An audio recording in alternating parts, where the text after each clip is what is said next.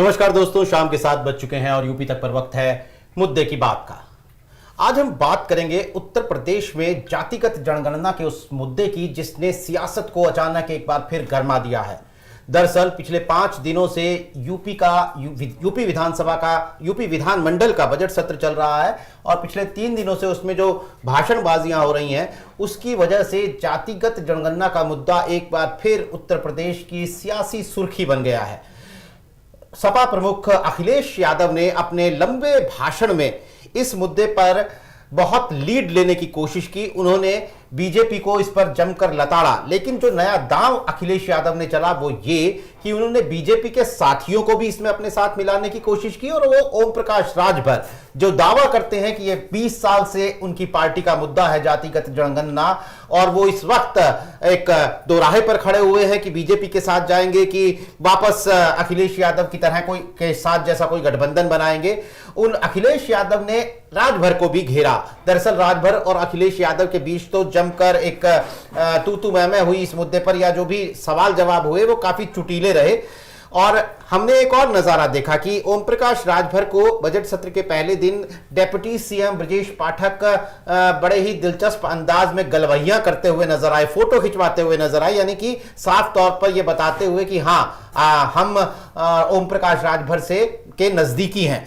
तो सवाल यह उठता है कि वो ओम प्रकाश राजभर जो पिछले 20 साल से जातिगत जनगणना के मुद्दे को अपनी पार्टी का मुद्दा बताते हैं, वो कहते हैं कि भाई ये तो मेरा मुद्दा है और इस मुद्दे पर वो तमाम पार्टियों को लताड़ते हैं।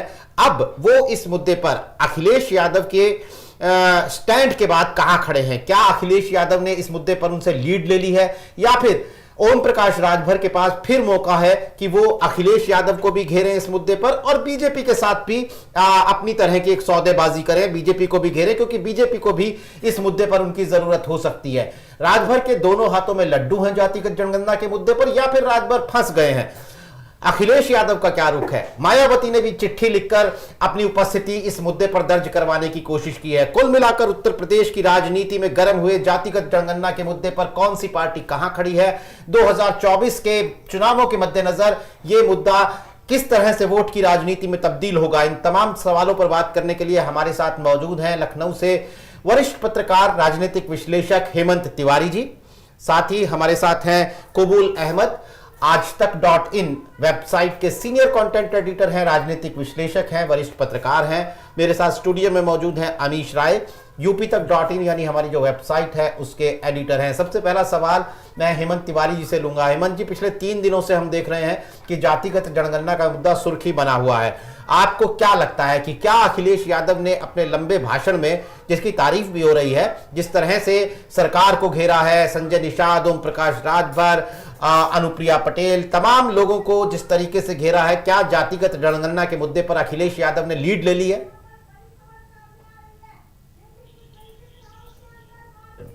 जो वाकई बहुत समय पहले से बड़ा इशू था, लेकिन सवाल यही उठता है कि जो सबसे ज्यादा पैरोकारी अब कर रहे हैं इस बात की, इन्होंने पहले आखिरी बार इस इशू को कब उठाया था? आपने एक बहुत अच्छी बात अपनी शुरुआती मंतव्य में कहा जी। कि ओम प्रकाश राजभर, दरअसल ये जो ओबीसी में जो अति पिछड़े वर्ग की राजनीति करते हैं, ये इन्हीं लोगों का उठाया हुआ विषय है। ये विषय अखिलेश यादव ने आखिरी बार कब उठाया था किसी को नहीं याद हो, आपने देखा होगा। और तब उठाया, तब उस पर ज्यादा मेजर थ्रस्ट उनका रहा जब स्वामी प्रसाद मौर्य का एक एपिसोड खत्म हुआ है।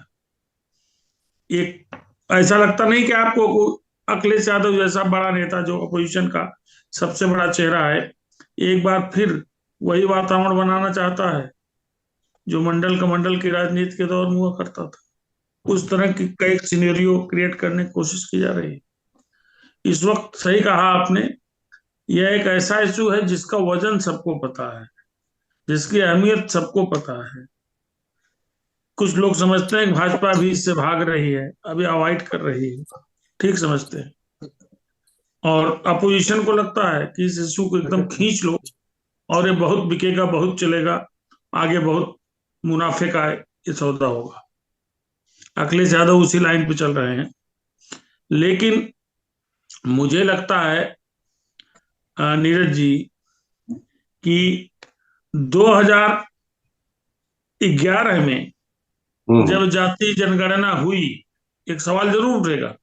अगर अखिलेश यादव इसकी क्रेडिट लेना चाहते हैं, अपोजिशन में सबसे बड़े हैं, जनता के बीच में जा रहे हैं, कमेटी बना दी है, लोग गांव गांव जा रहे हैं, क्षेत्र क्षेत्र जा रहे हैं, खुद हाउस से लेकर के सड़क तक अपने बयानों में इस इशू को उठा रहे हैं, लेकिन इसी के साथ सवाल भी उठेगा, और यही सवाल यही ओम प्रकाश राजभर जैसे लोग उठाएंगे कि 2011 में जब जातीय गणना हुई तो ठीक है, उस वक्त सरकार मायावती की थी, उन्होंने अवॉइड किया, उनको नफा नुकसान लग रहा होगा, कुछ नुकसान ज्यादा है, 12 में चुनाव है, 2012 में, इसको मत डिस्क्लोज करो, जैसे है वैसे रहने दो। तो आखिर 2012 में जब अखिलेश यादव आ गए, 5 साल उन्होंने सरकार जब चलाई, तब ये इशू कहाँ चला गया था? ये सवाल उठेगा ना। और नोट कर लीजिएगा, आज आप बता रहा हूँ, यही सवाल तो राजभर उठा रहे हैं। हाँ, मैं आपको यही बता रहा हूँ, ओम प्रकाश राजभर ये सवाल उठाएंगे, और ओम प्रकाश राजभर भारतीय जनता पार्टी का पाला छोड़ करके जाने वाले नहीं है। ये पहली बार 2022 के असेंबली इलेक्शंस के समापन के बाद सबसे पहले नीरज जी आपकी ही इसी प्लेटफॉर्म पर आपकी मौजूदगी में मैंने बात कही थी, उनके अपने नफा नुकसान है, उन्होंने गिन रखा है, उनको मालूम है कि जिस बिरादरी की राजनीति करते हैं उस बिरादरी को इस बात का पता है कि उनका नेता आज नहीं, दसों साल से ये जातीय जनगणना की बात कर रहा है, तो उनको तो खाली ताजा करना अपने लोगों के बीच में। बाकी अखिलेश यादव को लगता है कि एक ऐसा इशू है जो आज से 3 दशक पुराना माहौल फिर क्रिएट कर सकता है, लेकिन ये सब सोचने या यह मानने में कि भारतीय जनता पार्टी कोई रिस्की लगता है, भारतीय जनता पार्टी बच रही है, नीरज जी लोग एक बात, बहुत महत्वपूर्ण बात भूल जाते हैं, जो बहुधा मेरे मस्तिष्क में आती है, उसके बहुत से उदाहरण में देख रहा हूं, लक्षण देख रहा हूं। जिन लोगों को लगता है, या अखिलेश यादव जैसे नेताओं को, कि भारतीय जनता पार्टी सवर्णों की पार्टी है, वो गलतफहमी का शिकार है जी। भारतीय जनता पार्टी सनई सनई क्रमशः ओबीसी लीडरशिप को बड़ी तवज्जो दे रही है। आने वाले कुछ वर्षों में पार्टी का स्वरूप आप देखिएगा, सबसे बड़ा इस देश का ओबीसी चेहरा तो प्रधानमंत्री है, जिसके नाम पर भारतीय जनता पार्टी चुनाव जीतती है। बिल्कुल। और ये वही ओबीसी वर्ग है जो 2014 से लगातार भारतीय जनता पार्टी के पक्ष में बहुत तेजी से बढ़ा है और इंटैक्ट रहा है, अगर कुछ हल्की 1-2 जातियों को छोड़ दिया जाए तो भारतीय जनता पार्टी अपना नफा नुकसान समझ के चलती है, उसका अपना गणित है, लेकिन भारतीय जनता पार्टी की ओर से ही या उसका पक्ष लेते हुए यही ओम प्रकाश राजभर सवाल करेंगे, भाई अखिलेश बाबू 12 से 17 तक कहाँ थे, मुख्यमंत्री थे, इस इश्यू पे क्यों नहीं कोई काम किया? कर सकते थे अगर आप ओबीसी की हिमायती हैं। तो लड़ाई अभी इस विषय की शुरू हुई है, फायदेमंद है, इसका इल्हाम सबको है, सबके अपनी अपनी इसमें रणनीति है, तैयारी है, और एक ऐसा युद्ध है जनता के बीच में सहानुभूति पाने का या समर्थन पाने का, जिसमें सारे दावेदार अपने दांव आजमाएंगे। अगर अखिलेश यादव आज अटैकिंग मूड में है, तो जो इस वक्त डिफेंस में उनके पास और बड़े बड़े असले हो सकते हैं।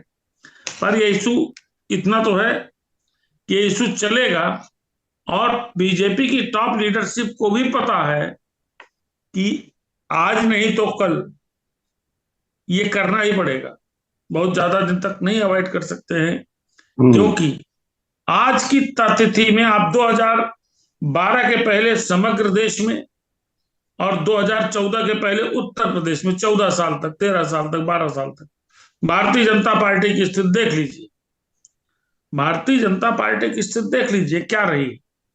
और जब ये ओबीसी टूट के आया है, ओबीसी वर्ग, उत्तर प्रदेश में तो जितनी पिछड़ी जातियों में जो अन्य इसकी उपजातियां हैं जी, वो तो एकदम मोदी का चेहरा देख करके दीवाने हो गए भारतीय जनता पार्टी। और आज मैं इस बात का जिक्र कर रहा हूं, नीरज जी, मैंने 2014 के इलेक्शन में मुसलसल इस बात का जिक्र किया था कि उत्तर प्रदेश का ओबीसी नरेंद्र मोदी का चेहरा देख रहा है। नरेंद्र मोदी अभी खाली एक राज्य के मुख्यमंत्री हैं, लेकिन नरेंद्र मोदी ओबीसी वर्ग से आते हैं, ये उत्तर प्रदेश का ओबीसी देख रहा है। मतलब आप सोचिए, 9 वर्ष पहले मैंने ये बात कही थी, जी। और ये ऐसी बात है जो 1-2 दिन में छरित नहीं होती, 2-4 साल में। जब तक मोदी का चेहरा रहेगा, वो भी भाजपा को पता है कि ओबीसी उसके पास से कहीं जाने वाला नहीं। हम्म।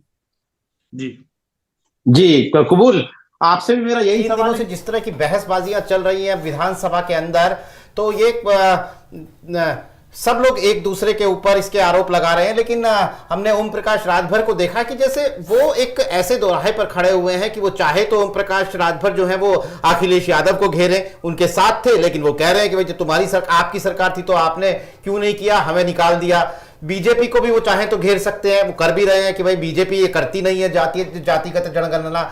तो कुल मिलाकर फंस गए हैं, या फिर ओम प्रकाश राजभर जो है वो अभी इस मामले में फायदे में आपको नजर आ रहे हैं, या फिर अखिलेश यादव ने, माफ कीजिएगा मैं पहले आपको सुनवाता हूं, वो बड़ा दिलचस्प, ये दो जो बातें मैं बार बार कह रहा हूं कि अखिलेश यादव ने ओम प्रकाश राजभर को किस तरीके से घेरा, जो शब्दों का इस्तेमाल किया कि कौन सी पार्टी से हैं आप, आपकी पार्टी कौन सी है, इस तरह के शब्दों का इस्तेमाल किया। और उसी तस्वीर में आप देखिएगा साथ में कि कैसे ब्रजेश पाठक डेप्यूटी सीएम जो है वो गले लगाते हुए, फोटो खिंचवाते हुए नजर आ रहे हैं ओम प्रकाश राजभर को। देखिए अपनी स्क्रीन पर। ना पार्टी का नाम तो पढ़ लूं मैं। आप जाति जनगणना चाहते हैं कि नहीं चाहते हैं? नहीं, जाति जनगणना चाहते हैं कि नहीं? हम जातिवाद जनगणना चाहते हैं, लेकिन आपने उधर से भगा दिया हमको अपने साथ से।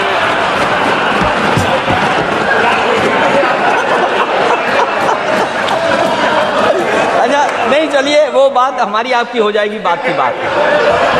लेकिन ये बताइए, क्या आप जाति जनगणना चाहते हैं? 100% चाहते हैं।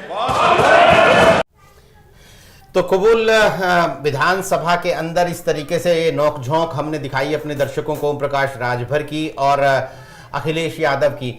अब मैं आपसे भी वही सवाल करना चाहता हूं कि क्या इस वक्त क्या स्थिति बन रही है? रामचरितमानस का मुद्दा तो चलिए अभी भूल जाइए, अखिलेश यादव ने फिलहाल उसके बारे में कोई जिक्र नहीं किया अपने दावे के उलट। लेकिन जातिगत जनगणना पर जिस तरीके से उन्होंने लगातार मुसलसल बारिश की एक के बाद एक बयानों की, आपको क्या लगता है कि ओम प्रकाश राजभर को इससे नुकसान होगा? उन्हें फंसा दिया है अखिलेश यादव ने, लीड ले ली है, या फिर राजभर के पास तो यह मौका है कि वो कभी भी अखिलेश यादव को घेर लेंगे? अपनी सरकार में क्यों नहीं किया आपने?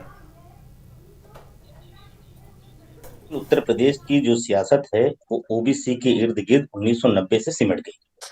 उत्तर प्रदेश की सियासत पूरी तरह से जो है ओबीसी के हाथों में है, और अखिलेश यादव ने 2022 के चुनाव में इस बात को भी उठाया था, जातिगत जनगणना का, लेकिन इस मुद्दे को न अपने घोषणा पत्र में शामिल कर सके, न ही अपनी रैलियों में इसका जिक्र कर सके। उस वक्त वो सर्वजन के नेता के तौर पे बनने की कोशिश में थे, और उसके बाद जब उनको ठोकर लगने के बाद जब चुनाव नतीजे आए, और जो चुनाव नतीजों का जब उन्होंने विश्लेषण किया, उसमें जब देखा कि उन्होंने कि जो खास तौर से सवर्ण जातियां हैं उनका 80 से 90% वोट भारतीय जनता पार्टी के पक्ष में गया है, तब अखिलेश यादव को मुझे लगता है उसके बाद समझ में आया है कि अब क्या, किन एजेंडों के साथ मुझे आगे बढ़ना चाहिए।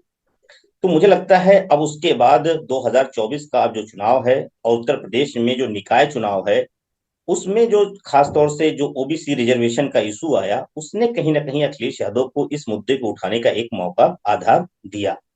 अब अखिलेश यादव ने इस मुद्दे को जिस तरह से विधानसभा में उठाया, सिर्फ विधानसभा में उठाया ही नहीं, उठाकर भारतीय जनता पार्टी को घेरा ही नहीं, बल्कि जो जातिगत जनगणना पे ओबीसी पॉलिटिक्स करने वाले दल हैं, चाहे ओम प्रकाश राजभर हो, या फिर अनुप्रिया पटेल का अपना दल हो, या संजय निषाद, ये तीनों जो हैं कहीं ना कहीं दो इसमें से भारतीय जनता पार्टी के सहयोगी हैं, और एक भारतीय जनता पार्टी के सहयोगी बनने के लिए बेताब है।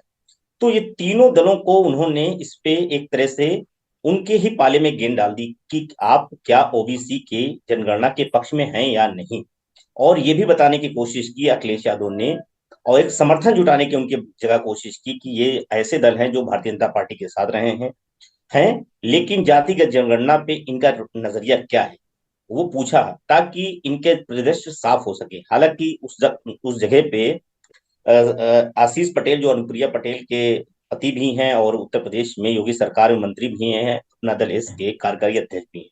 उन्होंने हालांकि उसी जवाब को दिया कि जब आपकी सरकार थी उत्तर प्रदेश में, तब आपने इस मुद्दे को लेके क्या स्टैंड लिया। दूसरी तरफ संजय निषाद बोलने जा रहे थे, लेकिन सतीश महाना जो हैं उन्होंने उसका हस्तक्षेप कर दिया। फिर बात आई क्या क्या उनकी ओम प्रकाश राजभर की। ओम प्रकाश राजभर ने यही कहा सदन में कि आप जब जो है हम आपसे गए नहीं, बल्कि आपने मुझे खुद हटा दिया। तो मुझे लगता है कि ओम प्रकाश राजभर जिस इशू को लेके, जिस राजनीतिक एजेंडे को लेके आगे बढ़ रहे थे, उस एजेंडे को समाजवादी पार्टी ने पूरी तरह से अपनाने जा रही है। नहीं बल्कि वो जमीन सदन से लेके सड़क तक जो बात हेमंत तिवारी जी कह रहे थे, मैं उनके बात समर्थन करता हूं कि समाजवादी पार्टी इस मुद्दे को लेके मुझे लगता है पहली बार सीरियस पॉलिटिक्स करने जा रही है। और वो आज से वाराणसी से उनका खासतौर से उन्होंने जिस इलाके को चुना है, वाराणसी, सोनभद्र, भदोही, प्रयागराज, ये इलाके, मिर्जापुर, ये वो इलाके हैं खासतौर से जो बनारस से लेकर प्रयाग तक जुड़े हुए हैं पहले चरण में। इन इलाकों में हर जिले में 2 दिन इसी जातिगत जनगणना पे ब्लॉक वाइज, मतलब हर विधानसभा में जो ब्लॉक स्तर के वहां संगोष्ठी करना। और उसके अभी और सबसे बड़ी बात है कि संगोष्ठी की जिम्मेदारी भी वाराणसी में जो मिली है वो मिली है स्वामी प्रसाद मौर्य के हाथ में। आप देखिए, स्वामी प्रसाद मौर्य आज उस संगोष्ठी में शामिल हुए, राजपाल कश्यप जी शामिल हुए। ये दोनों ओबीसी के गैर यादव ओबीसी नेता हैं। एक निषाद नेता है, एक जो है मल्लाह समुदाय से आते हैं, तो दूसरे जो है वो मौर्य समाज से आते हैं। ये दोनों वोट जो है भारतीय जनता पार्टी के पक्ष में है। ये वोट, ये पूरा इलाका जो आप देखेंगे तो इसमें खासतौर से गैर जो यादव ओबीसी है उसकी बड़ी संख्या है। तो मुझे लगता है कि जो पहला चरण शुरू हुआ है, अखिलेश यादव इसको लेकर सीरियस पॉलिटिक्स कर रहे हैं। अब ओम प्रकाश राजभर के स्टैंड पे सवाल हो गया है कि ओम प्रकाश राजभर अब इस पे क्या स्टैंड लेते हैं। वो केवल इस आधार पे कि भारतीय समाजवादी पार्टी को घेरें कि जब आपकी सरकार थी तब नहीं कराया, तब आप नहीं बोले, लेकिन तब नहीं तो आज समाज ये भी देख रहा ना। चलिए, कोई कल नहीं आया, आज इस मुद्दे पे अगर विपक्ष में रह के हुए अगर मुद्दा उठा रहा है तो बात तो होगी ना। क्योंकि भारतीय जनता पार्टी भी केंद्र में जब विपक्ष में थी 2004 से पहले, अगर देखेंगे तो राजनाथ सिंह से लेके गोपीनाथ मुंडे जी तक ने भी सदन के अंदर जातिगत जनगणना की डिमांड करती रही है। आज भारतीय जनता पार्टी इससे कदम खींच रही है। भारतीय जनता पार्टी ने कल सूर्य प्रताप शाही ने सदन के अंदर संग्राम यादव के जवाब देते हुए ये साफ इनकार किया है कि हम जातिगत जनगणना नहीं करा सकते। तो भारतीय जनता ने पार्टी उसमें एक पेंच है कबूल, मेरे ख्याल से सवाल हाँ, होता मैं है बता कि रहा हूं, लोकसभा चुनाव तक आप, लोकसभा चुनाव होने तक आप जातिगत जनगणना करवाएंगे क्या? तो मैंने वो डिटेल नहीं पढ़ा, लेकिन मुझे ऐसा लगता है कि ये पेंच है कि सरकार ने जी दरअसल उन्होंने ये कहा कि क्योंकि जनगणना कराने का जो वो है वो केंद्र सरकार के हाथ में है, हमारे हाथ में नहीं है। ये बात सूर्य प्रताप शाही ने कही। लेकिन उन्होंने ये बात सही है कि जनगणना कराने का अधिकार केंद्र सरकार के हाथ में है। लेकिन इस बात के, इस मुद्दे के जरिए बिहार में हुई है, छत्तीसगढ़ में हो रही है, दोनों जगह जातिगत जनगणना पे बातें हो रही हैं। मध्य प्रदेश में एक आंकड़े ओबीसी अलग अलग जातियों के आए हैं। तो मुझे लगता है कि ये तमाम चीजें जिस तरह से खासतौर से 2014 से पहले एक कास्ट पॉलिटिक्स का जो एजेंडा सेट किया जा रहा है, और अखिलेश यादव को यह लग रहा है कि क्योंकि तमाम ओबीसी जातियां भारतीय जनता पार्टी के छतरी के नीचे खड़ी हुई हैं, और अखिलेश यादव इस बात को समझ चुके हैं कि हम यादव और मुसलमानों के दम पे उत्तर प्रदेश में भारतीय जनता पार्टी को अब चुनौती नहीं दे सकते। अगर हमें चुनौती देना है तो हम तभी चुनौती दे सकते हैं जब भारतीय जनता पार्टी के साथ जुड़ा हुआ वोट वो आ सकता है। अब वो किस आधार पे आएगा?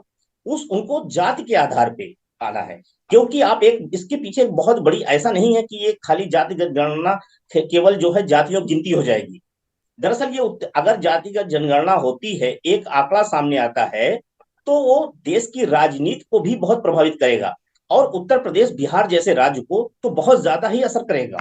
खासतौर से क्योंकि जब आरक्षण लागू हुआ है तब का आंकड़ा और आज का आंकड़ा जब आएगा तो तमाम ओबीसी जातियों की एक संख्या भी आएगी, उनकी तमाम नौकरियों, तमाम उनकी प्रतिनिधित्व में भागीदारी भी नजर आएगी, उनकी आर्थिक सामाजिक स्थिति भी क्लियर होगी, और उससे जो है, और उसके साथ साथ तमाम और जातियों की होंगी।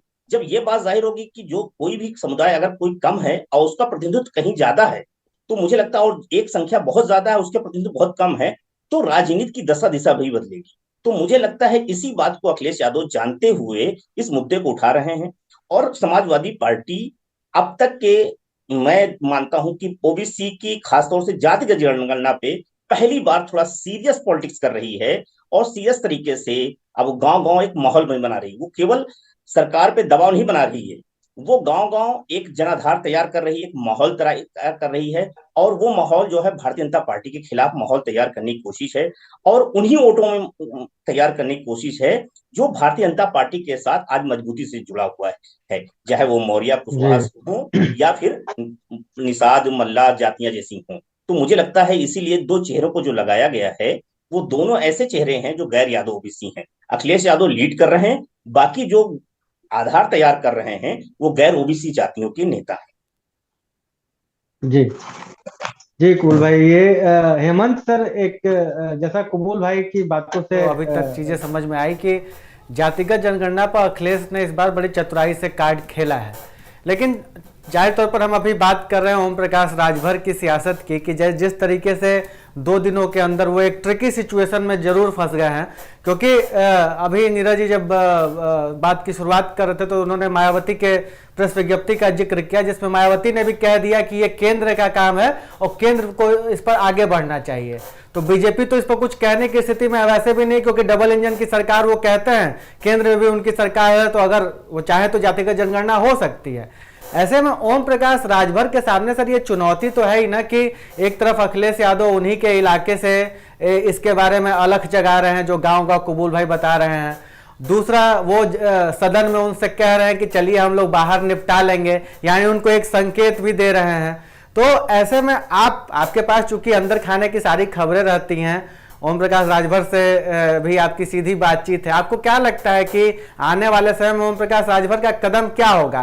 क्योंकि इसको इस तरह से भी देखा जाना चाहिए कि बीजेपी के पास ओम प्रकाश राजभर को देने की ऑफरिंग क्या है 2024 के चुनाव की अगर हम बात करें तो, बनिस्पत अखिलेश यादव गठबंधन में ज्यादा उदार नजर आते हैं, जो हम लोग 2017 में कांग्रेस के साथ देख सके, 2019 में मायावती के साथ देख सके और 2022 में जयंत के साथ देख सके।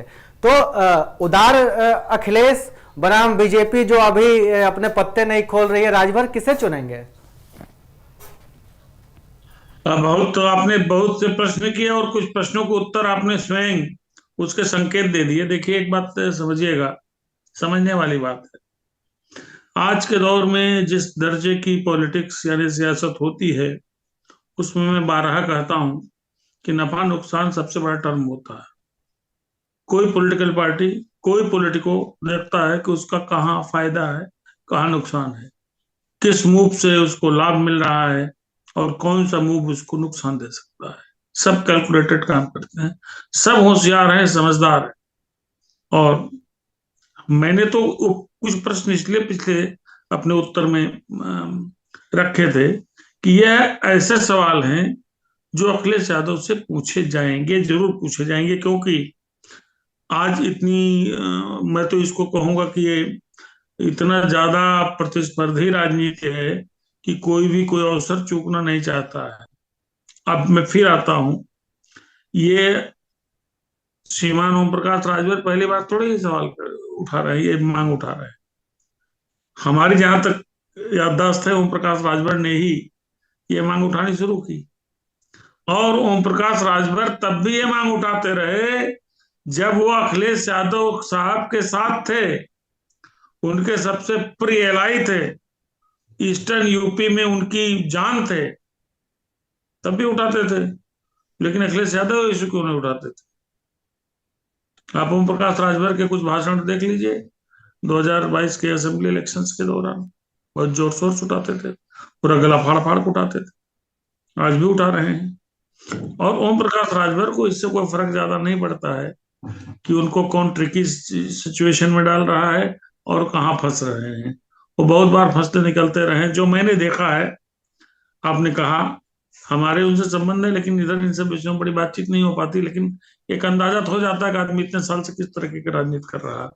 नंबर 1। नंबर 2 बात, एक चीज बहुत सामान्य सी है, अखिलेश यादव इसको समझ रहे होंगे, हालांकि राजनीति में अक्सर देखा गया है कि जैसे किसी छोटे अखबार ने कोई खबर छापी, खबर बड़ी है, पता लगा कि उसको जितने बड़े चैनल्स हैं नेशनल सब ने लगातार दिखा दिया, उसको 24 घंटे में 8 बार उसको ब्रॉडकास्ट किया। तो वो जो जंगीगंज से जिसने खबर लिखी थी, रिपोर्टर ने, उस मुफस्सिल ने, उस स्टिंगर ने या संवाद सूत्र ने, वो तो गौड़ हो गया। पूरी दुनिया देख रही है कि फलाने चैनल पे खबर बड़ा बार कितनी बड़ी खबर निकाली, कितना बड़ा इशू निकाला। वही दशा है कि ओम प्रकाश राजभर जब इस बात को उठाते थे तो मेरे ख्याल में इशू बन नहीं पाता था। उसकी अहमियत को समझा अखिलेश यादव ने कि एक ऐसा इशू है जिसको अब से लेकर के लोकसभा चुनाव तक हम उठा सकते हैं, हम लगातार इसकी आवाज बन सकते हैं। तो कम से कम जो सुनेगा हमारे लाउड स्पीकर से हमारी आवाज, हमारे बयान से हमारी आवाज, हमारे भाषण से हमारी आवाज, वो तो समझेगा कि हमारे हित की बात कर रहे हैं, क्योंकि ये सबको पता है। और ये सब करने के पहले एक बात सब भूल जाते हैं कि चलिए जाति जनगणना हुई तो इसमें कोई शक नहीं कि ओबीसी इस देश में इतना है, इस प्रदेश में इतना है कि उसमें और अन्य जातियों में बहुत बहुत बड़ा फासला रहेगा। लेकिन क्या अन्य जातियों की जनसंख्या नहीं बढ़ेगी? वो इतने दिनों से तो वैसे बैठे नहीं रहे, उनके यहाँ भी परिवार बढ़े हैं, लोग बढ़े हैं, जनसंख्या बढ़ी है, तो सबकी बढ़ेगी। कोई ऐसा थोड़ी है कि वो बहुत बड़ा तूफान आ जाएगा। और चूंकि गवर्नमेंट ऑफ इंडिया को जी नहीं सर, आप कंटिन्यू करें, आप कंटिन्यू करें। हाँ, कोई ऐसा तूफान था नहीं जाएगा। जैसे अगर यादव बढ़ गए 2.5 गुना, या मौर्य बढ़ गए, कुम्हार बढ़ गए, कहार बढ़ गए, तेली बढ़ गए, तो तिवारी और सिंह और गुप्ता और राय भी तो बड़े होंगे साहब ने, और भी तो लोग बड़े होंगे, सिंह साहब भी बड़े होंगे, सबकी बड़ी है। उसका अंदाजा नहीं लग सकता। लेकिन इतना जरूर है कि एक चर्चा जो मुझे याद आ रही है या हम जिक्र करना चाहेंगे इस पूरी डिबेट में, उसको मैं महत्वपूर्ण मानता हूं कि साल 2011 में जब यह प्रक्रिया अपनाई गई, उत्तर प्रदेश में जातियों की गिनती की जाए, गिनती हुई पर गिनती के परिणाम नहीं आए। गिनती के परिणाम क्यों नहीं आए? गिनती के परिणाम इसलिए नहीं आए कि अगले साल असेंबली के इलेक्शन थे, और गिनती के परिणाम आते तो इसका खराब संदेश चला जाता है। मुझे लगता है कि जो लोग जिम्मेदार थे दिल्ली और लखनऊ, उन्होंने यही व्यू पॉइंट अपने मस्तिष्क में रखा और इसी बिंदु पर उन्होंने काम किया। और अगर उस वक्त डिस्क्लोज हो गया होता तो बहुत सी चीजें साफ हो गई होती। दूसरी बात, मैं फिर अपने पुराने जवाब पे आता हूं कि कुछ को बड़ा महत्वपूर्ण मैं इसलिए मानता हूं कि चाहे कबूल साहब हों, विनीत जी हों, अमीश राय हों, सब उत्तर प्रदेश को कायदे से देखते समझते हैं। यहाँ सियासत किस तरीके से रंग बदलती है, कोण बदलती है, मिजाज बदलती है और परिणाम देती है, इसको सबने अपने अपने दृष्टि से देखा है। मतलब माहौल भी देखा है, परिणाम भी देखा है, मतलब आगाज भी देखा है और अंजाम भी देखा है। तो मैं फिर उसी बात पे आता हूँ कि ये जो ओबीसी वर्ग है, ओबीसी वर्ग ने ही दरअसल पिछले 10 साल की राजनीति में एक बहुत बड़ी तब्दीली की है, पूरा परिदृश्य बना दिया है। मुझे नहीं याद आता है कि कांग्रेस को छोड़ करके, कांग्रेस चूंकि आजादी दिलाने में उसका सबसे बड़ा योगदान था, बाकी पार्टियां गौर थी, तो आजादी के बाद कांग्रेस लगातार लगातार लगातार लगातार जीतती रही। लेकिन इधर जब से नरेंद्र मोदी का दौर आया है इस देश की राजनीति में, भारतीय जनता पार्टी तो इतने पहले से राजनीति कर रही है, कितने राज्यों में उसके चीफ मिनिस्टर हुआ करते थे, कई असेंबलीज पे उसका कब्जा था। और ऐसा नहीं है अटल बिहारी वाजपेयी जैसे लोग प्रधानमंत्री बने, उसने देश में सरकार बनाई। पर ये दौर आया जिस दौर में एक ओबीसी चेहरे को सबसे बड़ा, भारतीय जनता पार्टी ने कभी चिल्ला के नहीं कहा कि नरेंद्र मोदी ओबीसी हैं, लेकिन पूरी दुनिया ने जाना कि नरेंद्र मोदी ओबीसी हैं। और नरेंद्र मोदी का चेहरा लाना एक ऐसा बड़ा चमत्कारी मेरे ख्याल में प्रयोग था भारतीय जनता पार्टी का, जिसने संकेतों में ही ओबीसी के क्या मायने हैं इस देश की राजनीति में उसको परिभाषित कर दिया और स्थापित कर दिया। और मैं फिर कह रहा हूं कि आप सारे लोग उत्तर प्रदेश को समझते हैं, मैं बारहा कहता हूं और बहुत पूरे जोर के साथ कहता हूं कि नरेंद्र मोदी के चेहरे ने उत्तर प्रदेश के गांव, गली, देहात, मोहल्ले, छोटे स्थान, यहां बसे जितने ओबीसी हैं उनकी सोच में बड़ा बदलाव पैदा किया और तब से जुड़े भाजपा के साथ। हालांकि ऐसा नहीं कि सीधे से सारा काम हो गया, इसके पहले आरएसएस के जरिए भारतीय जनता पार्टी काम कर रही थी, वो चीजें फ्लोट कर रहे थे, चीजें समझा रहे थे, अहमियत बता रहे थे। और उसके बाद मोदी आए 2013 में प्राइम मिनिस्टर कैंडिडेट के तौर पर। 2014 के परिणाम, 2014 के बाद के परिणाम, खासतौर से उत्तर प्रदेश के परिप्रेक्ष्य में आप देखें तो मुझे लगता है कि सपोर्ट का जो पेस है, इस वर्ग के सपोर्ट का पेस वो कम नहीं हुआ है, वो लगातार बढ़ता गया है। और उत्तर प्रदेश में जो परिणाम आए हैं हर चुनाव के, अब तो लोकल बॉडीज और पंचायत चुनाव के परिणाम देख लीजिए, वो भारतीय जनता पार्टी सपोर्ट कर रहे हैं। और ध्यान रखिएगा कि लोकल पंचायतों के चुनाव जो होते हैं, जहां ओबीसी की बहुत बड़ी, और शायद पंचायत चुनाव के दौरान ही ओबीसी की रिजर्वेशन को लेकर के सारी कवायद दोबारा से उठी और सारे नेताओं ने जाति जनगणना और सबकी मांग शुरू कर दी। तो उन चुनावों में भी, उन चुनावों के परिणामों का आप आकलन करें तो आप देखेंगे वहां भी बड़ी संख्या में बहुत ज्यादा भारतीय जनता पार्टी की दृष्टि से ऐतिहासिक उसको समर्थन मिला है।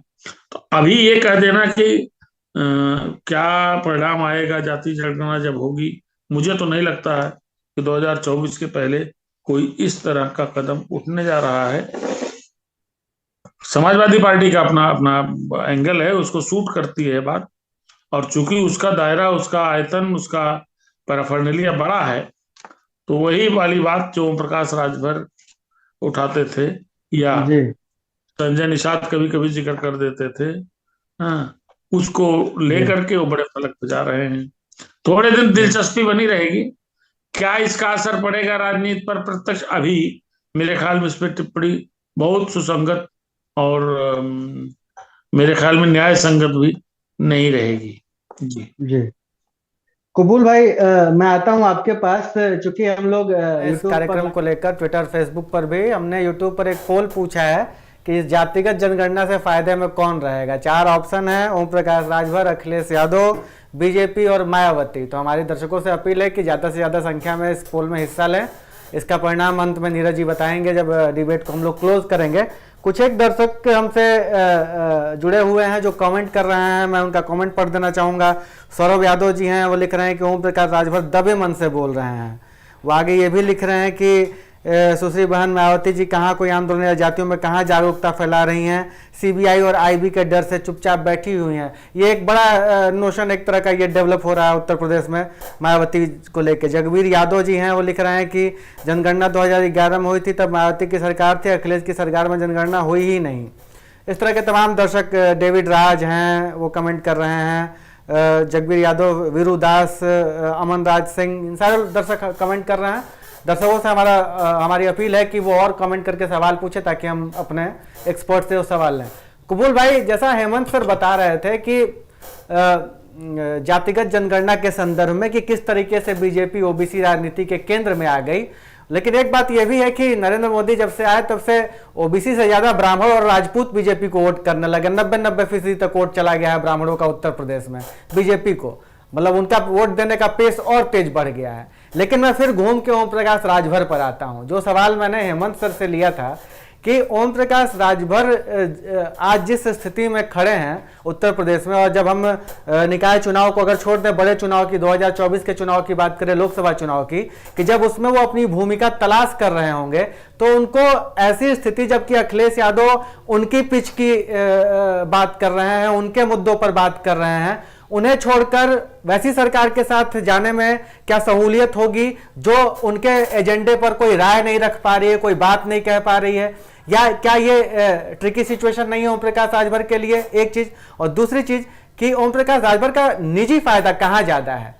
अगर चुनावी परिप्रेक्ष्य में बात करें तो मंत्री बनना और सरकार में आना ये अलग मसला है, लेकिन लोकसभा चुनाव अगर लड़े ओम प्रकाश राजभर तो उनको कहां ज्यादा फायदा होगा, किस खेमे से? देखिए, ये बात तो जरूर है कि अखिलेश यादव ने जिस तरह से मुद्दे उठाए वो कहीं ओम प्रकाश राजभर के वो मुद्दे हैं, इसमें कोई शक नहीं। ओम प्रकाश राजभर इन्हीं मुद्दों को उठाकर अपनी सियासत करते रहे हैं, अपने समाज के बीच इन्हीं तमाम मुद्दों को लेके अपना आधार मजबूत किया। अब इस मुद्दे को अखिलेश यादव उठा रहे हैं, इस मुद्दे और ओम प्रकाश राजभर इससे अपने आप को दूर नहीं रख सकते। भारतीय जनता पार्टी ने अपना स्टैंड क्लियर कर दिया है। अगर ओम प्रकाश राजभर अपने अगर मुद्दे पे रहना है तो उनको वो समाजवादी पार्टी के साथ उनको खड़े होना पड़ेगा, खासतौर से इस मुद्दे पे। वो मिल के चुनाव लड़ते हैं या नहीं लड़ते हैं उनके ऊपर निर्भर करेगा, लेकिन जहां तक उनके मुद्दों की बात है, उनके मुद्दे पे भारतीय जनता पार्टी उनसे किनारा कस रही है। लेकिन अब अखिलेश यादव जिससे वो दूर गए हैं, वो उस मुद्दे को लेके आक्रामक है, एक माहौल तैयार कर रही है। तो ये कहीं ना कहीं ओम प्रकाश राजभर के लिए निश्चित तौर पे बेचैन करने वाला है और ये उनको कसमकस में डालने वाला है। लेकिन एक बात, दूसरी बात आपने कहा कि राजनीति में निश्चित तौर पे राजनीति पे अगर मूल आधारित राजनीति है, ओम प्रकाश राजभर की मुद्दों पे आधारित है, उनके इश्यूज पे बात है, तो उनके इश्यूज तो आज की तारीख में वो उस एजेंडे पे समाजवादी पार्टी खड़ी दिख रही है। उसका अतीत कैसा रहा है उस पे नहीं, लेकिन मौजूदा समय में समाजवादी पार्टी उन मुद्दों को लेके मुखर है, इसमें कोई संदेह नहीं है। तो मुझे लगता है कहीं ना कहीं अखिलेश ओम प्रकाश राजभर उसको लेके केवल इतना सवाल कर सकते हैं कि आप सरकार में रहते हुए आपने क्यों नहीं किया, और आखिर क्यों अब है, इस मुद्दे को तो घेर सकते हैं, इससे पहले आप क्यों नहीं उठाते थे, इस तरह की चीजें। लेकिन ये नहीं कह सकते कि इस जातिगत जनगणना से हम पीछे हैं, जातिगत जनगणना नहीं होनी चाहिए, वो भी यही कहेंगे। लेकिन अब बात आती है फायदे और नुकसान की। निश्चित तौर पे दो तरह के फायदे हैं। अगर वो मौजूदा समय में सरकार में मंत्री बनना चाहते हैं, सत्ता का सुख भोगना चाहते हैं, तो उनके लिए भारतीय जनता पार्टी एक मजबूत विकल्प खुला हुआ है। मुझे लगता है जिस तरह से ब्रजेश पाठक उनके कंधे पे हाथ रख के उन्हें सहला रहे हैं, उन्हें तमाम संगठनों में जो जगह दे रहे हैं, अपने निजी सामाजिक संगठनों में, तो मुझे लगता है वो कहीं ना कहीं ओम प्रकाश राजभर को अगर जाते हैं तो हो सकता है कि योगी सरकार में जब मंत्रिमंडल का विस्तार हो तो उसमें जगह भी मिल जाए, और हो सकता है लोकसभा चुनाव में 1-2 सीटें मिल जाए, क्योंकि ओम प्रकाश राजभर ने 2022 के चुनाव में ये बात दिखाया है, अपना असर दिखाया है, और समाजवादी पार्टी के साथ रहने में भारतीय जनता पार्टी को गाजीपुर, मऊ, आजमगढ़ जैसे इलाके में नुकसान उठाना पड़ा है। तो ये चीजें भारतीय जनता पार्टी भी इस बात को महसूस करती है, इसीलिए भारतीय जनता पार्टी ओम प्रकाश राजभर को लेके खासतौर से डोरे डाल रही है। दूसरी बात है कि अब उनका फायदा क्या है, वो जाते हैं तो भारतीय जनता पार्टी के साथ, तो मुझे लगता है जब वो अपना दल जैसे दल को 2 सीटें दे सकती है, तो मुझे लगता है भारतीय ओम प्रकाश राजभर को 1 सीट से ज्यादा देने की स्थिति में नहीं। दूसरी चीज है, समाजवादी पार्टी के साथ आते हैं। 2017 में वो भारतीय जनता पार्टी के साथ लड़े थे, कितनी सीटों पे लड़े थे और कितनी जीते थे ये भी सामने बात है। लेकिन जब समाजवादी पार्टी के साथ लड़े तो कितनी सीटों पर लड़े, कितनी सीटों पे आज जीते हैं ये भी सामने है। तो मुझे लगता है कि अखिलेश यादव के साथ जाने में, अगर राजनीति करना चाहते हैं तो अखिलेश यादव के साथ जाने में इनको एक फायदा हो सकता है। और अखिलेश यादव के साथ ये फायदा हो सकता है कि हो सकता है इनको 2 सीटें 3 सीटें दे सकती हैं समाजवादी पार्टी, क्योंकि पूर्वांचल में ओम प्रकाश राजभर एक मजबूत आधार वाले हैं, और अगर वो समाजवादी पार्टी के साथ आते हैं, अलायंस का हिस्सा बनते हैं, तो पूर्वांचल में समाजवादी पार्टी, अभी जो समाजवादी पार्टी के साथ कोई भी गठबंधन नहीं है, उसमें एक बहुत अहम रोल उनका हो सकता है। क्योंकि भारतीय जनता पार्टी के साथ जो 2 सहयोगी दल हैं, दोनों पूर्वांचल के हैं, यह वो संजय निषाद हो या अनुप्रिया पटेल हो। तो मुझे लगता है कि पूर्वांचल में भारतीय जनता पार्टी के पास देने के लिए कम स्पेस है, समाजवादी पार्टी के पास देने के लिए ज्यादा स्पेस है। और इस बात को आपने अपनी बात में ही कहा था कि वो जो है हेमंत जी से जब आपने सवाल पूछा था कि अखिलेश यादव ज्यादा उदार दिखते हैं, वो चाहे 2017 के चुनाव में कांग्रेस के लिए उदार रहे हों अखिलेश यादव, या फिर 2019 में मायावती के लिए उदार रहे हों, या फिर 2022 के चुनाव में वो तमाम अपने सहयोगी दलों के लिए उदार रहे हों, यहाँ तक कि जो भाजपा छोड़ के सपा में आए थे उनके लिए भी अखिलेश यादव काफी उदार नजर आए हैं। और उनको आज तो समाजवादी पार्टी अपने संगठनों में भी बहुत स्पेस दे चुकी है। तो ये बात साफ जाहिर होता है कि अखिलेश यादव इस मामले में तो निश्चित तौर पर उदार है। लेकिन ओम प्रकाश राजभर को क्या तय करना है? ओम प्रकाश राजभर क्या अखिलेश यादव के साथ खड़े होंगे या फिर सत्ता के साथ अगर होंगे तो मुझे लगता है सत्ता के साथ खड़ा होना पसंद करेंगे। मुझे लगता है सबसे ज्यादा उनके सामने जो आज मुझे दिख रहा है, उनके लिए अपने बेटे को खासतौर से राजनीतिक तौर पे सेट करने की उनकी कोशिश है। ओम प्रकाश जो है राजभर अखिलेश यादव से बागी तब हुए जब उन्होंने ये देखा कि समाजवादी पार्टी राज्यसभा में तो जयंत चौधरी को भेज देती है लेकिन एमएलसी में उनके बेटे को नहीं भेजती है। तो यही चीज जो है वो सबसे ज्यादा बेचैन किया और यहीं से उनके बीच में एक दरार पैदा हुई। तो मुझे लगता है ओम प्रकाश राजभर मौजूदा समय में वो अपने मुद्दों से ज्यादा अपने निजी राजनीतिक हित देख रहे हैं और अपने खासतौर से पारिवारिक हित देख रहे हैं, कैसे हमारे परिवार की राजनीतिक सेट करें।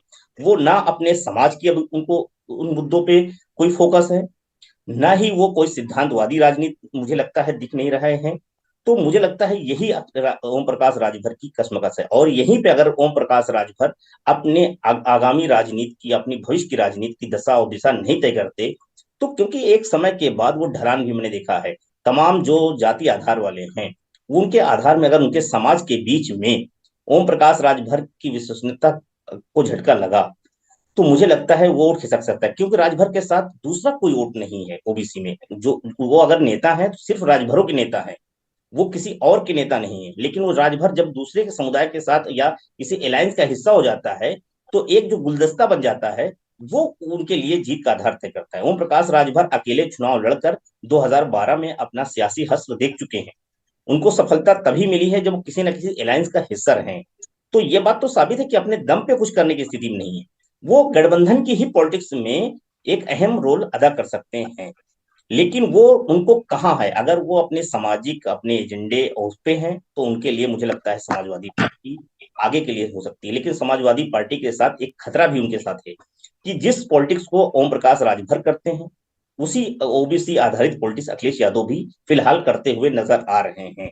तो ऐसे में एक ही मुद्दे पे दोनों राजनीतिक दलों का बढ़ना तो वैचारिक स्तर पे तो सही बना रहा है, लेकिन राजनीतिक स्तर पर आखिर एक समय के बाद टकराव वाली भी स्थिति खड़ी हो जाती है जब दोनों के अपनी अपनी राजनीतिक महत्वाकांक्षा टकराती है। तो मुझे लगता है इस स्थिति में, लेकिन अखिलेश यादव ने निश्चित तौर पे जिस तरह से जातिगत जनगणना के मुद्दे को लेकर आक्रामक रुख अपनाए हैं, मुझे लगता है वो कहीं ना कहीं ओम प्रकाश राजभर के लिए कश्मकश की स्थिति जरूर पैदा करती है। उनको उलझा दिया है अखिलेश यादव ने कि अब आपको अपनी लाइन तय करनी पड़ेगी अगर वो, और क्योंकि मुझे लगता है कि जो कास्ट पॉलिटिक्स है उसका जो असर भी है वो पूर्वांचल की ही सियासत में ज्यादा उत्तर प्रदेश में मुझे दिखता हुआ नजर आ रहा है। उसका जो भी प्रभाव है वो पूर्वांचल में ज्यादा असर करेगा, क्योंकि आप देखेंगे बिहार की सियासत और उत्तर प्रदेश की, अगर पूरा उत्तर प्रदेश को हम उसमें रखते हैं पैमाने पे नीरज भाई, तो पूरे उत्तर प्रदेश में ऐसा नहीं कास्ट जो है पॉलिटिक्स या कास्ट सेंसस का जो है माहौल बन सकता है। इसका असर बिहार में हो सकता है मुझे लगता है, और उसके बाद अगर उत्तर प्रदेश में कहीं हो सकता है तो पूर्वांचल की ऐसी बेल्ट है जहां की सियासत कास्ट बेस्ड है, जहां की राजनीति पूरी जाति के इर्द गिर्द सिमटी हुई है। पश्चिम उत्तर प्रदेश की सियासत कास्ट नहीं बल्कि रिलीजियस पैटर्न पे है। तो मुझे लगता है दोनों का पैटर्न अलग है, इसलिए जो कास्ट पॉलिटिक्स है उसकी जो सबसे ज्यादा पोटेंशियल मुझे कहीं दिख रही है तो वो पूर्वांचल में दिख रही है, और पूर्वांचल में ही तमाम जो कास्ट, इसीलिए अगर भारतीय जनता पार्टी के जो सहयोगी दल हैं तीनों ओबीसी आधारित दल जो हैं जिनका आधार ओबीसी समुदाय के बीच में है वो तीनों पूर्वांचल के हैं। तो इससे समझा जा सकता है कि इसकी पूरी सियासत किस इलाके में है। वही इलाका है जहां प्रधानमंत्री नरेंद्र मोदी आते हैं, जहां से योगी आदित्यनाथ आते हैं, जहां से केशव प्रसाद मौर्य आते हैं। तो आप समझ सकते हैं किस तरह से वो पूरा बेल्ट है, वो पूरी बेल्ट। इसीलिए अगर आप देखेंगे पूर्वांचल की सियासत में बसपा का भी आधार रहा है, सपा का भी आधार रहा है, और वहां की जो जाति के इर्द गिर्द जो माहौल है मुझे लगता है वही जो है सबसे ज्यादा। और इस कास्ट सेंसस का हम बार बार यही बात कह रहे हैं, अगर कास्ट जो अभी हेमंत जी कह रहे थे कि अगर कास्ट सेंसस होता है तो ऐसा नहीं है कि गिनती जो है सिर्फ ओबीसी की बढ़ेगी, उसमें अपर क्लास सवर्ण समुदाय में जो ठाकुर ब्राह्मण की भी होगी। तो मैं थोड़ा सा एक चीज बता दूं, अगर उत्तर प्रदेश के हम परिदृश्य में देखें नीरज भाई, तो उत्तर प्रदेश में अगर हम जब पूरा ऑल उत्तर प्रदेश हुआ करता था, तब की जो जनगणना जिसके आधार पे आज हम लोग अभी जात में बात करते हैं कि कोई 12% रहा है, कोई 15% रहा है, या यादव 10% रहा है, ब्राह्मण 10% रहा है, ठाकुर 8% रहा है, 9%, तो वो तब हुआ करता था जब उसका उत्तराखंड हिस्सा हुआ करता था। उत्तराखंड जो है वो पूरा जो आधार है वो समल आधार रहा है, वहां पे ठाकुर और ब्राह्मणों की संख्या ज्यादा हुआ करती थी। इसीलिए उत्तराखंड की आज भी पॉलिटिक्स जो है ठाकुर ब्राह्मणों के इर्द गिर्द सिमटी हुई है। तो एक तो ये बात है कि जो खासतौर उत्तराखंड है, उत्तराखंड कटने के बाद जो बचा उत्तर प्रदेश बचा है उसमें जो है एक बड़ी संख्या में ठाकुर ब्राह्मणों की संख्या घटी है, एक चीज। दूसरी चीज ये है कि जो खास तौर से जन्म दर है या जहाँ पे जनसंख्या का वो देखा जाता है, तो ओबीसी और अपर क्लास की जो प्रजनन दर है उसमें अगर आप देखेंगे सामाजिक स्थिति पे और उसकी जो स्टेटस है वो बताता है कि अपर क्लास में संख्या बहुत कम है, क्योंकि पढ़ी लिखी कौम थी, जागरूक ज्यादा थी, तो वहां है। और दूसरी बात है कि जो खास तौर से जब उदारीकरण आने के बाद अपर क्लास का ज्यादा जो है नौकरी पेशा करने बाहर विदेश या फिर दिल्ली जैसे शहरों में जाके बसे हैं, तो मुझे लगता है और अभी भी ओबीसी अगर गए भी हैं तो वो उत्तर प्रदेश में अपने निवास समाज तमाम चीजें रखे हुए हैं। तो इसीलिए जब जातिगत जनगणना होगी तो जातिगत जनगणना में जो अपर क्लास जो मान लिया 1931 में जिसकी संख्या 10% रही है अपर क्लास की, उसकी संख्या अगर जनगणना होगी तो वो प्रतिशत घट के 8% से 7%, 6% आएगी। लेकिन जो जातियां ओबीसी की 30% रही हैं उसकी संख्या बढ़ के वो 32, 34, 35 भी जा सकती है। जी। तो मुझे एक चीज तो ये दिखती है। दूसरी चीज ये है कि जब खासतौर से क्योंकि जो मंडल का जब आरक्षण लागू हुआ उस वक्त ओबीसी का कोई आधार नहीं था। मंडल कमीशन की जो रिपोर्ट आई उस पे जो खासतौर से क्योंकि उस वक्त की जो स्थिति थी उसमें जो क्योंकि उस समय दो ही क्लास थे, एक एससी/एसटी बांट दिया गया तो दूसरा सारी जातियां एक साथ थी। तो उसमें जो जातियां आर्थिक आधार पर पिछड़ी हुई थी उनको ओबीसी का दर्जा दे दिया गया। उसमें तमाम ऐसी जातियां हैं जो ओबीसी, बहुत सारी ऐसी जातियां हैं जो अपर क्लास की भी हैं लेकिन वो ओबीसी में आ गई। चाहे अगर आप देखें गुजरात में तो जो क्षत्रिय समुदाय है वो ओबीसी में आता है, कर्मा समुदाय हरियाणा में जो है वो ओबीसी में आता है। नहीं, जाट यूपी में ओबीसी में आते हैं, हरियाणा में नहीं आते हैं। हरियाणा में नहीं आता है, तो ये भी एक चीज है। तो ऐसी स्थितियां भी आएंगी। और उसका जो आंकड़ा आया, क्योंकि जब आरक्षण लागू हुआ तो उसी समय उनको एक ये दिया गया 50% से आरक्षण ज्यादा नहीं जा सकता, इसीलिए ओबीसी को उनकी आबादी के हिसाब से आरक्षण ना दे के बजाय उनको केवल 27% आरक्षण दिया गया। और 27% आरक्षण निर्धारित किया गया, लेकिन उसको जातीय स्टेट वाइज जो है उसको डिवाइड किया गया जहां पे जिस तरह दिया जाए। क्योंकि कहीं पे ट्राइबल्स ज्यादा थे, उनका आरक्षण ज्यादा था, जैसे मध्य प्रदेश है, तो वहां पे ओबीसी की संख्या जो आरक्षण है उसका दायरा 27 से 14% कर दिया गया नीरज भाई। तो ये भी रहा। लेकिन जब जातिगत जनगणना होगी, उसकी रिपोर्ट आएगी तो वो संख्या बढ़ के जाएगी। जैसे अभी हम एक उदाहरण बताएं, मध्य प्रदेश सरकार ने अभी अपने यहाँ एक वो कराया है, जाति का जनगणना, क्या उसको सर्वे कराया है, और जो उसका आंकड़ा आया है उसमें 85% SC/ST और ओबीसी जातियां हैं और 15% ही अपर क्लास है आया है। अच्छा। तो ये बहुत बहुत ही इस तरह के जो चौंकाने वाले आंकड़े हैं। जबकि मध्य प्रदेश एक ऐसा राज्य है जहां पर नीरज भाई खासतौर से ठाकुर समुदाय जो है अच्छी बड़ी संख्या में है, उसके बावजूद भी वो संख्या घट के 15% के आसपास आई। तो ये 14% बल्कि आई। तो ये बड़ी चीज है नीरज भाई। इस तरह की स्थितियां होंगी, और जब इस तरह की स्थितियां होंगी तो उसमें खासतौर से जब से 10% आरक्षण जो ईडब्ल्यूएस को दिया गया है, वो जो 50% का दायरा था वो टूटा है। इसीलिए अलग अलग राज्यों में आरक्षण के दायरे को 50% से बढ़ा के ज्यादा किया जा रहा है। और अगर जैसे झारखंड में, छत्तीसगढ़ में तमाम जगह इस तरह की चीजें हुई हैं, तो मुझे लगता है कि जातिगत जनगणना के बाद ये डिमांडिंग बहुत तेज होगी। और ओबीसी जो तबका है वो केवल जातिगत जनगणना तक नहीं रुकेगा। जब उसकी रिपोर्ट आएगी, उसका रिजल्ट आएगा, तो उसके बाद वो अपने आरक्षण के दायरे को और बढ़ाने की डिमांड करेगा। और जब वो बढ़ाने की डिमांड करेगा वो भारतीय जनता पार्टी के लिए दिक्कत पैदा करेगा। और जब दिक्कत पड़ेगा, क्योंकि उसका जो कोर वोट बैंक है उसके अंदर नाराजगी आएगी। जो आज जातिगत जनगणना का जो विरोध है, वो विरोध क्यों हो रहा, कौन तबका कर रहा है? क्या कोई दलित कर रहा है या ओबीसी कर रहा है? उसमें आप देखेंगे जो विरोध के स्वर हैं वो कहां से उठ रहे हैं। तो मुझे लगता है वही, और जो स्वर उठ रहे हैं वही Bharatiya Janata party core vote bank, यही भारतीय जनता पार्टी को बेचैन कर रहा है। जी बिल्कुल।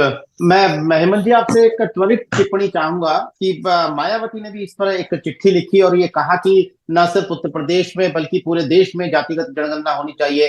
अखिलेश यादव पर जो उन्होंने वो कहा कि अपनी सरकार में क्यों नहीं करवाया, वो तो साफ तौर पर था। लेकिन मैं आपसे एक त्वरित टिप्पणी चाहूंगा ये कि मायावती ये जातिगत जनगणना की ये जो सियासी जमीन बिछ रही है, क्या अपने हिस्से का कोई प्लॉट इसमें मायावती भी काटेंगी? देखिए नीरज जी, मायावती तो इतनी बड़ी जमींदार रही हैं, लेकिन आज की तारीख में उनकी हैसियत ठीक उसी तरीके से है जैसे बड़े बड़े राजा महाराजाओं और जमींदारों के सैकड़ों एकड़ जमीन या तो सिकमी हो गई या सनई सनई बिक्री उसकी हो गई, वो दूसरे के कब्जे में आ गई। तो अब उनके पास अपना खुद का जो खानदानी यानी जो पारंपरिक प्लॉट था, वो प्लॉट बचाने की चुनौती उनके सामने है। तो उनको सब कुछ आगे का इतिहास भूगोल छोड़ करके अभी वर्तमान का पूरी लंबाई चौड़ाई पता है कि कहाँ है, कहाँ तक जाना है, कहाँ तक जा सकती हैं, कैसे जा सकती हैं। इसलिए आपने देखा होगा कि थोड़ा सा निरपेक्ष भाव की राजनीति उनकी हो गई इधर कुछ वर्षों में। एक वक्त जो बड़े एग्रेशन की पॉलिटिक्स किया करती थी, और उसी एग्रेशन की पॉलिटिक्स के नाते वो इस देश में सियासत करने वाली क्षेत्रीय छत्रपों की सबसे बड़े किरदार के तौर पर उनकी वो स्थापित हुई थी। तो अब उनकी जमीन खुद की बहुत ज्यादा रह नहीं गई है। तो उनके बयान आप देखिए, उनके बयान एक तो विलंब से आते हैं अक्सर, और बयान के अलावा उनके यहाँ कुछ होता नहीं है। जमीन पे पार्टी कुछ भी नहीं कर रही है। एक जमाना था बड़ा साइलेंटली लोग काम करते थे, तो अब उनको पहले मिलता क्या था, उनको पहले क्या मिलता, तो उन्होंने छोटी छोटी जातियों को पकड़ा था।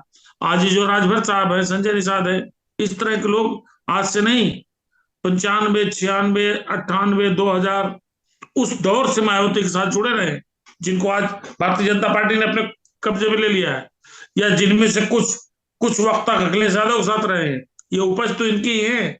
मुख्य धारा की राजनीति में ये उनको अवसर बड़ा देने का काम तो मायावती ने किया, लेकिन मायावती ने जो कुछ किया अतीत में, वो सारे फार्मूले उनके फेल कर गए।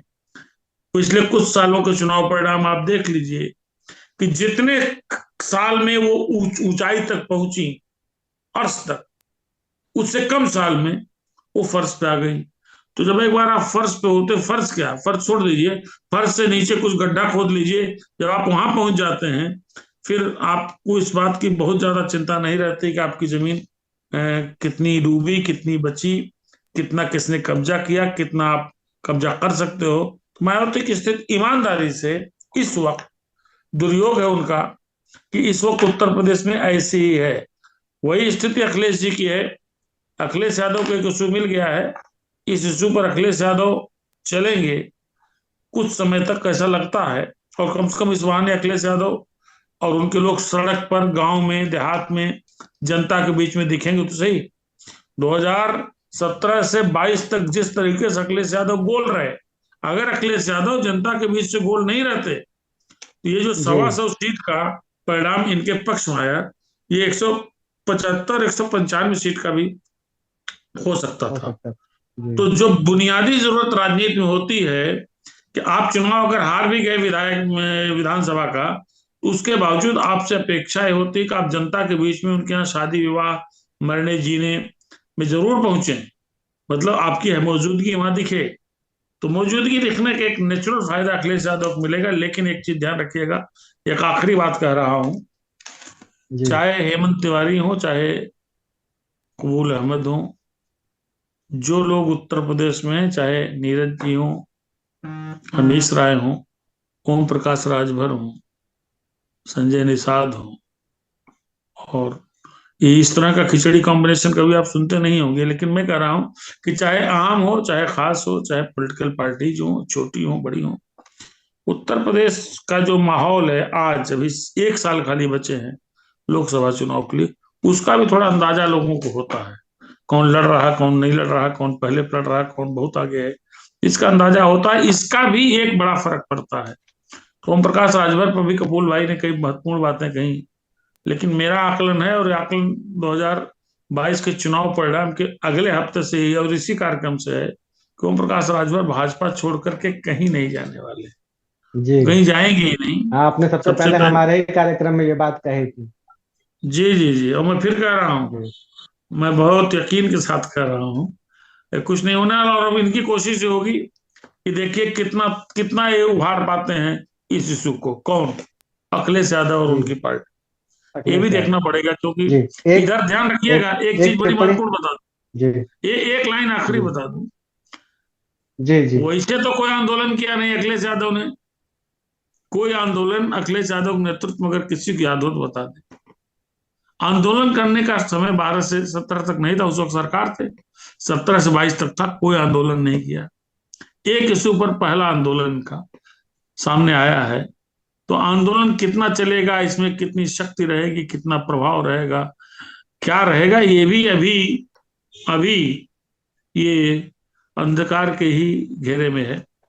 अब देखिए कितना इशू उठाते हैं, इशू कितना बनता है, क्या होगा। क्योंकि जो जो जो सरकार है, जो सत्ता पक्ष है, वो इस पक्ष में बिल्कुल नहीं, जवाब देने से भी कुछ नहीं होता। उनको पता है कभी इसका कोई फायदा नहीं है, 2024 के पहले संभवतः इसमें कुछ नहीं होना है। तो अपना करते रहे, देखेगा कुछ अतिरिक्त लाभ इसका मिल जाए 2024 में तो ठीक है। लेकिन एक लाभ जरूर मिलेगा, पुनश्च कह रहा हूं कि अखिलेश यादव के लोगों की सक्रियता, इसका एक सकारात्मक असर जरूर जाएगा उनके जो एकदम से खालिश सपोर्टर है, कम से कम उन लोगों के बीच। जी कबूल भाई, एक संक्षिप्त टिप्पणी इस बात को लेकर कि मायावती को, जो नीरज जी ने सवाल पूछा था कि मायावती के लिए सारी राजनीति में क्या बचता है, क्योंकि ओम प्रकाश राजभर एक बार कह चुके हैं कि गैर यादव, ओबीसी या पिछड़े, अति पिछड़े वोटों को अखिलेश यादव के साथ जोड़ने से ज्यादा आसान मायावती के साथ जोड़ना हुआ करता है। लेकिन मायावती जब इस पिच पर उतरती ही नजर नहीं आ रही है तो वो वोट कहाँ जुड़ेगा? अमित भाई, ये सच है कि खासतौर से उत्तर प्रदेश की सियासत में जो अति पिछड़ी जातियां हैं, उनकी जो ताकत है, उसका जो पहला जो उसकी ताकत को महसूस किया, वो काशीराम जी थे। काशीराम जी ने जो सियासत की, वो दलित और अति पिछड़ी जातियों को के साथ ही की, और इसके जरिए वो लगातार अति पिछड़ी जातियों के बीच में सक्रिय रहे, और सक्रिय रह के एक आधार तैयार किया। उसका फायदा जो है बसपा को लंबे समय तक मिलता रहा। लेकिन मायावती जिस दिन बहुजन की सियासत, खासतौर से यही बहुजन की सियासत थी बसपा की, कि जिसमें अति पिछड़ी जातियां, दलित जातियां, अल्पसंख्यक, तमाम ऐसे अल्पसंख्यकों में पसमानदा जातियां, इन सब को बसपा जो है काशीराम ने एक प्रयोग के तौर पे किया था, और उसको लेके वो राजनीति बढ़ी। लेकिन मायावती जब 6-6 महीना या साल भर की सत्ता में आती थी, तब तक तो उन्होंने बहुत एक्टिव पॉलिटिक्स किया, बहुत आक्रामक पॉलिटिक्स किया, और इन तमाम जातियों को वो राजनीतिक प्रतिनिधित्व दिया, और अपने शासन प्रशासन में हिस्सेदारी दी। सत्ता, और जब सत्ता में आई तो उन्होंने बैकलॉग निकाल के इन लोगों को नौकरियां भी बड़ी संख्या में मिली। बैकलॉग भर्तियां थी, वो अक्सर मायावती के दौर में ही बैकलॉग भर्तियां खूब खुलती थी। उससे पहले सब तमाम लोग उस पर कुंडली मारे बैठे थे। तो उससे एक उनके अंदर निश्चित तौर पर वो बसपा वोट हुआ करता था।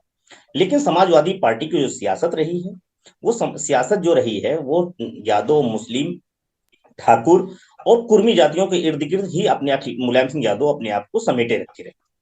अति पिछड़ी जातियों को उतना महत्व नहीं दिया, क्योंकि उसकी एक और भी उसके बहुत सारे वजूहात हैं।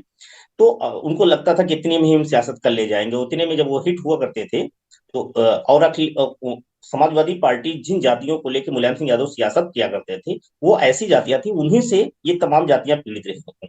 चाहे दलित रहा हो तो वो ठाकुरों से भी उतना परेशान था, मुसलमानों से भी उसी तरह का ट्रीट था, उसी तरह ब्राह्मणों के साथ। तो ये तमाम चीजें रही। यही तरह जो है ओबीसी में यादवों के साथ, यादव और कुर्मी भी अति पिछड़ी जातियां और दलितों के साथ उसी तरह का व्यवहार करती रही। तो मुझे लगता है इसी वजह से, जो सामाजिक स्थिति थी उसकी वजह से, दलित जातियां बसपा के साथ ही जुड़ी रही। और भारतीय जनता पार्टी के साथ शुरुआत में, खासतौर से 90 के दशक में, तो मुझे लगता है जब कल्याण सिंह पहली बार चुनाव में, तो बहुत बड़ी संख्या में थी। लेकिन वो धीरे धीरे कटती गई, और बसपा का आधार उससे बढ़ता गया। और बसपा का मजबूत होना, बीजेपी का कमजोर होना, और समाजवादी पार्टी का अपने कुछ वोटों के बीच में निर्धारित रहना, यही एक उत्तर प्रदेश की पॉलिटिक्स रही।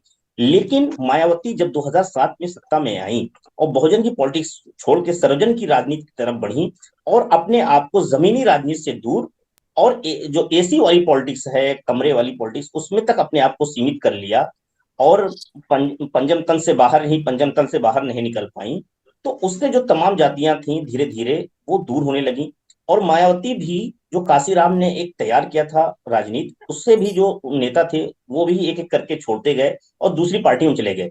और मायावती ने कोई जो अति पिछड़ी जातियां थी, उनकी राजनीति को, नई राजनीति को खड़ी नहीं कर सकी अपने साथ में। तो जो जातियां आई थी और वो नेता आए थे वही वो जातियों को अपने साथ लेके वापस चले गए, चाहे वो सूर्यलाल पटेल रहे हों या फिर क्या कहते हैं स्वामी प्रसाद मौर्य रहे हों, या फिर और भी अगर देखेंगे तो संजय निषाद भी शुरुआत में बसपा से जुड़े रहे। तो इस तरह से तमाम नेता जो है अलग अलग धीरे धीरे छिटकते हुए चले गए। इनके छिटकने से जो बसपा की अति पिछड़ी जातियां रहीं, और जब खास तौर से 2014 में बीजेपी आई तो बीजेपी ने, क्योंकि समाजवादी पार्टी सत्ता में थी, तो उसके पास एक आधार था अति पिछड़ी जातियों को जोड़ने का। उसने गैर यादव ओबीसी की पॉलिटिक्स को शुरुआत किया, उसको माहौल दिया, और उसने ये बताने की कोशिश, एक एजेंडा सेट करने की, नैरेटिव सेट करने की कोशिश की कि जो मौजूदा सरकार है वो सिर्फ यादव और मुसलमानों की सरकार है, उसमें सिर्फ इन्हीं का काम हो सकता है, दूसरी जातियों की। तो और उसमें खास तौर से नरेंद्र मोदी के चेहरे को आगे किया गया और वो भारतीय जनता पार्टी का फॉरवर्ड बन गया, और वही जो भारतीय जनता पार्टी को मजबूती दे रहा। अब मायावती का इस पूरे स्पेस में धीरे धीरे खत्म हो गई। मायावती का जो स्पेस था, अब अपनी जातियां जो 20% दलित जातियां थी उसमें भी बड़ी सेन लग गई, और उनके खासतौर जो उनकी सजाती जाति है जाटो जाति, उसमें भी सेन लग गई। तो मायावती के सामने जो हेमंत जी कह रहे थे कि आज उनके सामने अपने सियासी वजूद को बचाए रखने का है। और जो पूरे देश में उत्तर प्रदेश जैसे राज्य में एक दलित पॉलिटिक्स तैयार हुई थी, उसकी जमीन तैयार हुई थी, उसको बहुत बड़ा ये झटका है। और मायावती अगर उस राजनीति को, काशीराम की राजनीति को नहीं बचा सकती हैं, तो मुझे लगता है ये भारतीय राजनीति के लिए भी एक झटका होगा, क्योंकि लगातार जो दलित राजनीति खड़ी हुई थी पूरे देश में, वो धीरे धीरे खत्म होती जा रही है। वो उत्तर प्रदेश, बिहार से लेकर तमाम राज्य अगर देख लें, जो दलित लीडरशिप थी या दलितों की अपनी एक इंडिपेंडेंट पॉलिटिक्स थी, उसमें बहुत तेजी से सेन लगी है, और वो सेन जो है भारतीय जनता पार्टी ने लगाया है, और वो उसका भी भारतीय जनता पार्टी तमाम फायदा हुआ है। और मायावती इस बात अभी भी मुझे लगता है नहीं समझ पा रही हैं, और इसी वजह से अपने आप को वो जमीन पे नहीं उतार पा रही, और जब तक वो नहीं उतारेंगी, जमीन पे नहीं उतरेंगी खुद को, तब तक वो अपने आधार को भी समेट पाएंगे। अगर मायावती उतरती हैं तो मुझे लगता है इन तमाम चीजों पे निश्चित तौर पे समाजवादी पार्टी से ज्यादा आसान है बसपा के लिए अति पिछड़ी जातियों को जोड़ना। अगर वो कास्ट पॉलिटिक्स पे आगे बढ़ जाती हैं और तमाम चीजों को मोबिलाइज करती हैं, तो वो मुझे लगता है अखिलेश यादव से ज्यादा आसानी से वो उन लोगों को जोड़ सकती हैं, और वो जातियां आसानी से उनके साथ जा भी सकती हैं।